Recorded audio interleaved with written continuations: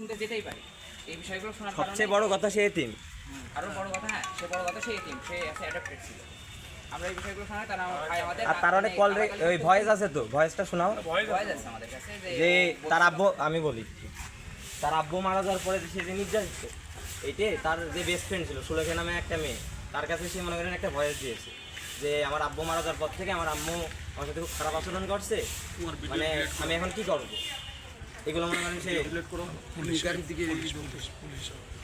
এগুলো মনে করেন সে আমাদের কাছে দিয়েছে যে ভয়েস, 10 সেকেন্ডের একটা ভয়েস। এখন আমাদের আমরা তদন্ত চাই যে আসলে কি এটা আত্মহত্যা নাকি এটা অন্য কোনো কিছু, আমরা মানে সঠিক একটা কিছু আমরা জানতে চাচ্ছি বিষয়টা নিয়ে, এই বিষয়টা নিয়ে আমরা জানতে চাচ্ছি। আর আমরা আর এটাও শুনছি যে উনি ওই মেয়েটা মারা যাওয়ার কিছুদিন আগে থানায় একটা অভিযোগ করছিল, সম্ভবত ওর বড় ভাবির সাথে করে আমরা অভিযোগ করছি।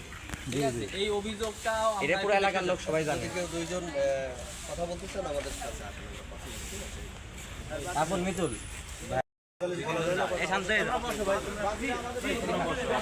একটি লাশের তদন্ত চলছে বর্তমান সময়। এখন লোকজন আসে মানববন্ধন করছে।